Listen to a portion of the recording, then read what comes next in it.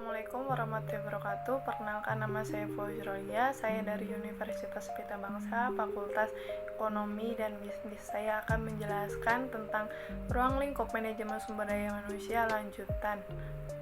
Adapun pengertian dari manajemen sumber daya manusia adalah proses pengembangan sumber daya manusia untuk merencanakan, menerapkan, merekrut, melatih, dan mengembangkan karir karyawan. Bukan hanya bertujuan untuk mengelola individu, tetapi juga inisiatif terhadap pengembangan organisasi ataupun perusahaan. Adapun tujuan manajemen sumber daya manusia yaitu memperdayakan karyawan secara efektif, kedua memperkuat penerapan budaya kerja, ketiga agar karyawan mudah beradaptasi dengan perubahan, keempat untuk menjaga kualitas karyawan, kelima untuk menyesuaikan supply and demand sumber daya manusia, yang keenam menciptakan sense of belonging dan semangat kerja. Ruang lingkup manajemen sumber daya manusia mencakup semua kegiatan yang ada di perusahaan, yaitu mulai dari perencanaan, pengrekrutan karyawan, hingga saat karyawan resign. Adapun aspek dalam sumber daya manusia, yang pertama aspek personalia, berkaitan dengan perencanaan tenaga kerja, rekrutmen, seleksi, penempatan, promosi, pelatihan, dan pengembangan. Yang kedua, aspek hubungan industrial, mencakup hubungan serikat kerja dengan perusahaan ataupun dengan manajemen perusahaan, konsultasi bersama, perundingan kebersamaan, prosedur pengaduan dan disiplin, serta penyelesaian konflik yang ada di perusahaan. Yang ketiga, aspek kesejahteraan, berkaitan dengan kondisi dan fasilitas kerja seperti kantin, istirahat, transportasi, dan tunjangan lainnya. Adapun proses manajemen sumber daya manusia, yaitu Human Resource Planning atau perencanaan sumber daya manusia. Dalam perusahaan biasanya mengidentifikasi posisi yang kosong dalam suatu pekerjaan atau suatu departemen, serta melihat apakah ada kelebihan staf ataupun justru kekurangan tenaga kerja di beberapa jabatan, sehingga dapat menentukan perencanaan sumber daya manusia yang dibutuhkan dalam organisasi. Yang kedua, job analysis atau analisis pekerjaan, suatu cara untuk menganalisis dan menjelaskan secara rinci mengenai beban kerja atau job description dalam suatu organisasi maupun perusahaan.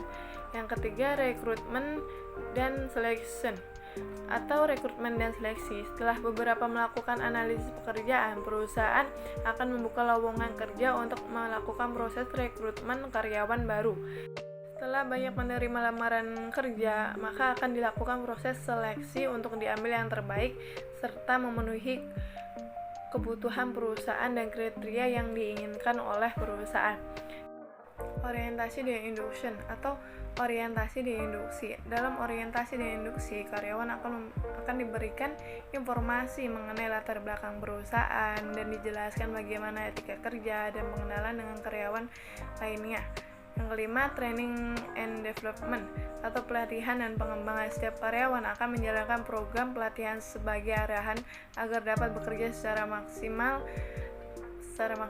Program ini tidak hanya dilakukan oleh staf baru, melainkan juga beberapa staf lama meskipun yang sudah berpengalaman. Kenapa? Karena bagi karyawan lama pun perlu untuk mengingat kembali materi pelatihan manajemen sumber daya manusia yang sudah pernah diberikan sebelumnya, serta dapat melakukan pengembangan potensi yang telah dimiliki.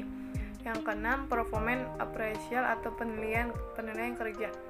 Dalam perusahaan biasanya setelah 1 tahun bekerja akan dilakukan penilaian kinerja oleh sumber daya manusia. Berdasarkan hasil penilaian ini nantinya akan diputuskan intensif yang didapat, yaitu kenaikan gaji ataupun promosi jabatan. Yang ketujuh, compensation, planning and remuneration atau kompensasi dan gaji. Tugas dari Departemen Sumber Daya Manusia lainnya adalah menetapkan aturan mengenai kompensasi dan tunjangan untuk para karyawan.